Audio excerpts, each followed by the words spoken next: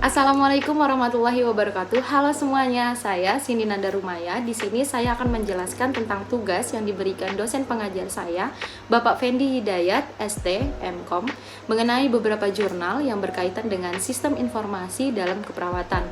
Saya tidak akan membaca semua isi jurnal yang saya dapatkan, namun saya akan menjelaskan ringkasan saja mengenai jurnal-jurnal yang sudah saya cari melalui beberapa sumber.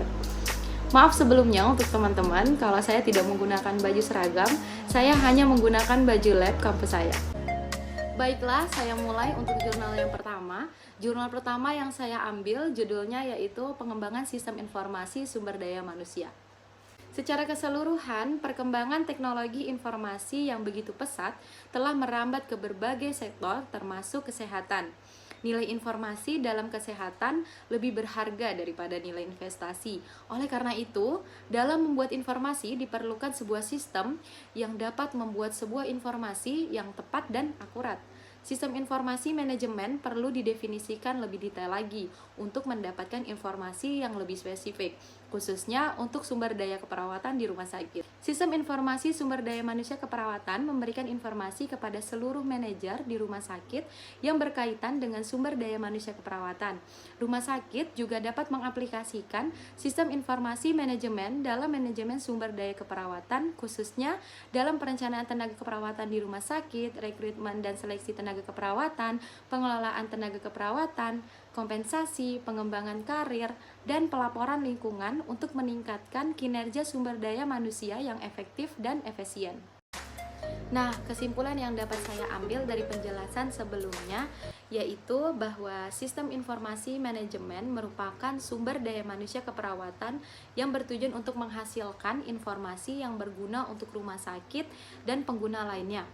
Kemudahan informasi tentang sumber daya manusia keperawatan akan mempermudah dan memperlancar dalam pengambilan keputusan.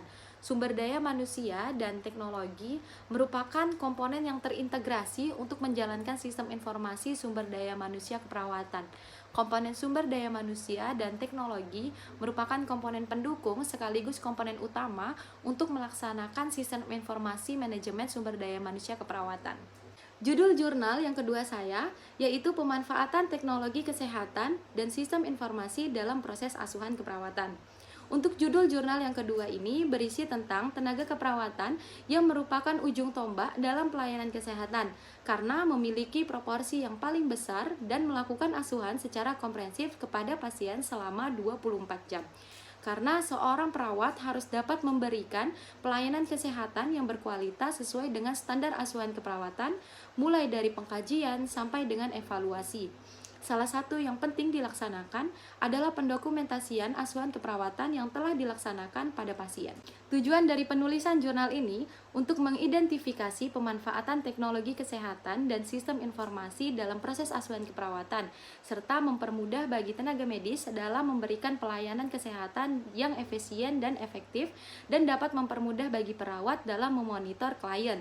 Studi ini dilakukan dengan cara pemetaan sistematis atau literatur review terkait pemanfaatan teknologi kesehatan dan sistem informasi dalam proses asuhan keperawatan. Dokumentasi perawatan juga bagian penting dari dokumentasi klinis. Namun, dokumentasi proses keperawatan juga kurang berkualitas. Untuk meningkatkan dokumentasi asuhan keperawatan yang dilakukan oleh perawat, perlu diterapkan sistem informasi keperawatan dalam pendokumentasian asuhan keperawatan. Salah satunya yaitu telenursing. Telenursing menunjukkan penggunaan teknologi komunikasi oleh perawat untuk meningkatkan perawatan pasien. Teknologi dalam kesehatan mempunyai peran yang sangat penting, terutama dalam memberikan kualitas atau mutu pelayanan kesehatan di rumah sakit. Kesimpulan untuk jurnal yang kedua ini adalah teknologi dalam kesehatan mempunyai peran yang sangat penting, terutama dalam memberikan kualitas atau mutu pelayanan kesehatan di rumah sakit. Seiring dengan perkembangannya teknologi dan informasi seakan telah membuat standar baru yang harus dipenuhi. Hal tersebut membuat keperawatan di Indonesia menjadi tertantang untuk terus mengembangkan kualitas pelayanan keperawatan yang berbasis teknologi informasi. Selanjutnya, untuk jurnal yang ketiga yaitu peranan teknologi informasi dalam pelayanan keperawatan di rumah sakit. Perawat adalah tenaga kesehatan yang memiliki pengaruh besar bagi pelayanan kesehatan yang tentunya memiliki peran yang sangat penting dalam meningkatkan mutu kesehatan masyarakat. Untuk meningkatkan mutu tersebut, maka perawat harus dapat memberikan pelayanan asuhan keperawatan yang profesional yang tentunya sesuai dengan standar. Pelayanan asuhan tersebut harus dimulai dari pengkajian, menentukan diagnosa keperawatan, perencanaan, implementasi, sampai dengan evaluasi yang tentunya harus disertai dengan pendokumentasian yang baik dan benar. Perkembangan teknologi informasi yang sudah dikembangkan dalam bidang keperawatan di dunia internasional adalah Mobile Nursing Information System, Nursing Home Clinical System, Informatic Telephone Trade Nursing, dan masih banyak lagi teknologi informasi keperawatan yang sudah berjalan di luar negeri. Dari semua teknologi informasi yang dikembangkan, tujuannya adalah untuk memberikan kemudahan pada perawat dan meningkatkan mutu pelayanan kesehatan. Kesimpulan untuk jurnal yang ketiga ini adalah yang pertama, sistem informasi adalah sistem yang menghasilkan informasi yang berguna di mana sistem tersebut menggunakan berbagai macam teknologi. Yang kedua, sistem informasi yang menggunakan komputer disebut dengan sistem informasi berbasis komputer. Yang ketiga, dampak dari teknologi informasi menuntut perawat sebagai pemberi pelayanan kesehatan untuk dapat mengembangkan teknologi informasi dalam keperawatan yang tujuannya untuk meningkatkan mutu pelayanan kesehatan. Yang keempat, pelayanan kesehatan di Indonesia saat ini masih tertinggal dengan negara lain, serta perhatian negara terhadap standar fasilitas kesehatan dalam pengaruhnya terhadap hasil perawatan pasien juga masih kurang.